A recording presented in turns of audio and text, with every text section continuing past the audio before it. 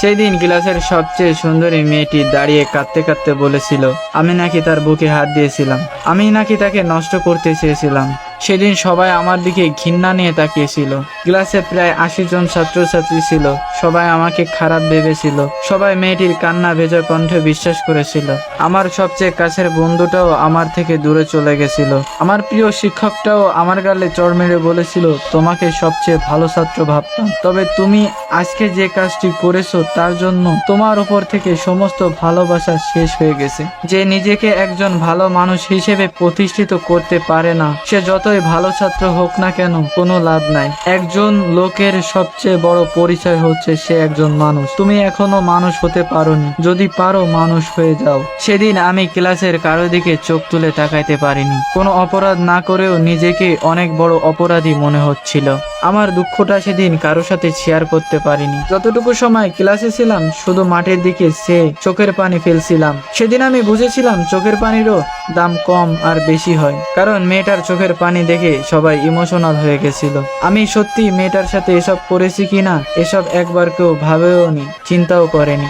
সবাই মেয়েটি চোখের পানি দেখে তার কথা সবাই বিশ্বাস করে নিছে। আমার চোখের পানি কাউকে আবেগী করতে পারেনি। আমার মতোই আমার চোখের পানিটাও কম দামি। আমি সেদিন ক্লাস থেকে চলে আসার সময় আবারও ওই মেয়েটির সাথে কথা বলি, যে সবার সামনে আমাকে খারাপ বানিয়ে দিয়েছে। তার কাছে গিয়ে বলি তুমি এমনটা না করলেও পারতে। তুমি হয়তো ভেবেছিলে এমনটা করার পর আমি তোমার সম্পর্কে মানুষকে অন্য কিছু বলবো যা কেউ বিশ্বাস করবে না। সবাই ভাববে তোমার উপরে প্রতিশোধ নেওয়ার জন্য তোমার নামে আমি মিথ্যা বানিয়ে বানিয়ে বলতেছি। কিন্তু তুমি হয়তো জানো না, তুমি এসব না করলেও আমি তোমার সম্পর্কে কিছুই বলতাম না। তবে ভয় পেও না, এখনো তোমার সম্পর্কে কাউকে কিছুই বলবো না। যে মানুষটা সবার সামনে আমাকে খারাপ বানিয়েছে আমি তাকে সবার সামনে খারাপ বানাতে চাই না। কলেজ থেকে বাসায় ফেরার পথে যখন দেখলাম সবাই আমার দিকে তাকিয়ে আছে, তখন আমার বুঝতে বেশি একটা অসুবিধা হলো না। আমার খবরটা হয়তো এলাকার সবাই জেনে গেছে, তাই আমার দিকে এভাবে তাকিয়ে আছে।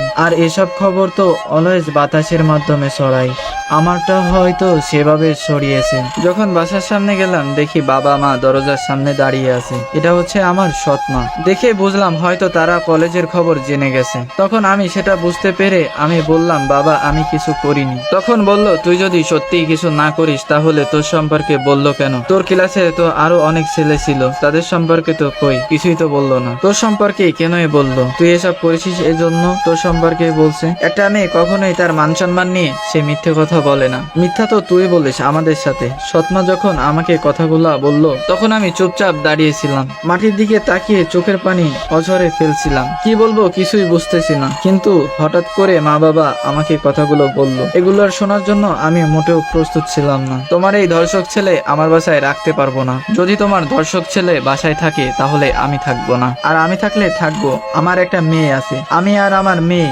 ওর তো আর আপন বলে কেউ নাই। সুযোগ পেলেই কি না করে বসে। তুমি ওকে বাসা থেকে বের করে দাও। মা যখন বাবাকে এই কথাগুলো বলল আমার চোখ দিয়ে শুধু পানি পড়ছিল। আমি একসময় ভাবতাম আমার সৎ মা একসময় ঠিকই আমাকে আপন করে নেবে। আজ নিজেকে সবচেয়ে বড় অপবিত্র মনে হচ্ছে।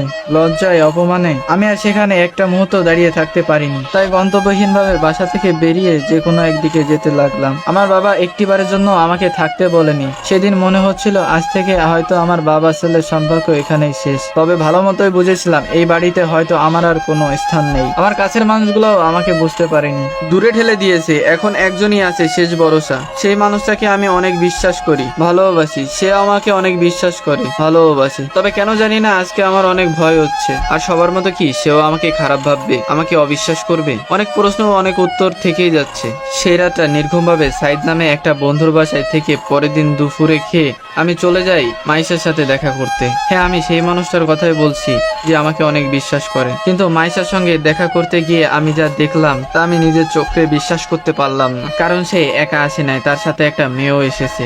তার সাথে যে মেয়েটি এসেছে সে আর কেউ নয়, এটাই সেই মেয়েটা যে মেয়েটা নাকি ক্লাসে অপমান করেছে। কিন্তু আমি বুঝতে পারলাম না মাইশার সাথে এই মেয়েটা কিসের সম্পর্ক। মাইশার কোনো কাজিন নাকি বান্ধবী? এই পুরো স্টোরিটা এক ভাই আমাকে পাঠিয়েছিল। এই গল্পটার সেকেন্ড পার্টও আছে। আর এই গল্পটি যদি আপনার ভালো লাগে আপনার বন্ধুকে শেয়ার করেন। ধন্যবাদ সবাইকে। ভালো থাকেন, সুস্থ থাকেন, খোদা হাফেজ।